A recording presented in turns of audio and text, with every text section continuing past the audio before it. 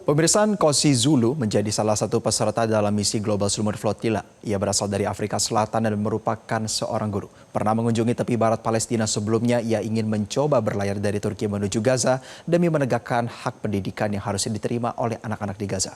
Berikut wawancara jurnalis MetroTV Septian dengan Nkosi Zulu untuk Anda. You mentioned you are a teacher. Yeah. How do you feel seeing children in Gaza lose their parents, lose their teachers, and having study under the shadow of missiles?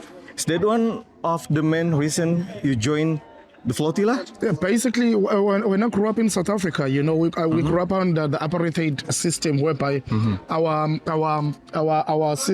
system of education was broken in such a way that it wasn't taking care of the kids because of the separation of the resources and stuff of that sort, and it wasn't taking care of the families as well. In this, that was a long time ago, but in 2026.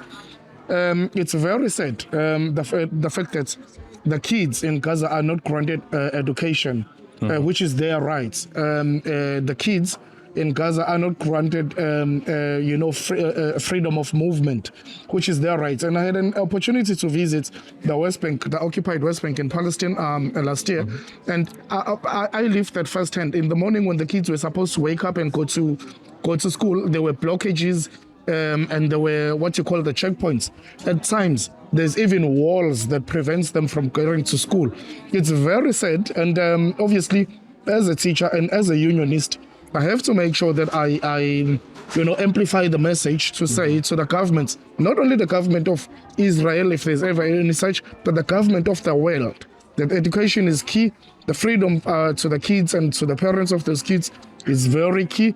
It's required that we take and we put education first. So whatever contestation that the political socialist elites might have, or the Zionist regime or Zionist entity might have, let them put the kids one side. Let them make sure that the kids and the women are protected. Okay, as someone who once lived under apartheid, how do you see the apartheid and genocide still happening in Palestine today? It's very sad. I mean, it's very sad because, the last time when in 1994 South Africa broke the siege, the apartheid siege, in terms of obviously the freedom of movement and other freedoms, even though we still have an economic siege, we as the people who are still living under economic siege in South Africa by the apartheid government. But it's very sad that in 2026 there's genocide taking place in front of the whole world, in front of the whole global, leaders that are there, and they are being complicit towards that. Basically, they are contributing towards genocide in Gaza, the killing, mutilating of people. It's very sad. It means the world doesn't have ethical and moral leaders.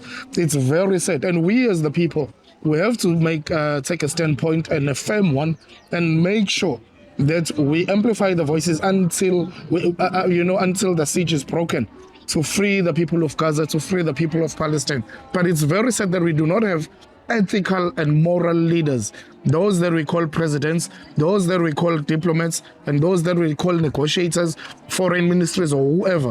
They should sit down and make sure that they discuss diplomatically. So it is in their powers. They've got political powers, so they can influence freedom all around the globe.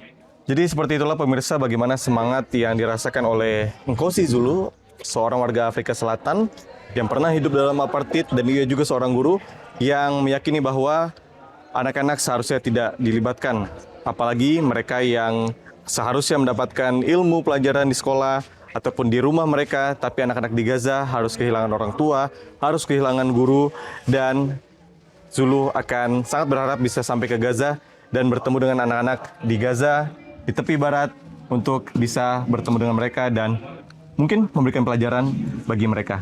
Dari Turki, Septian, MetroTV. Jelajahi cara baru mendapatkan informasi. Download MetroTV Extend sekarang.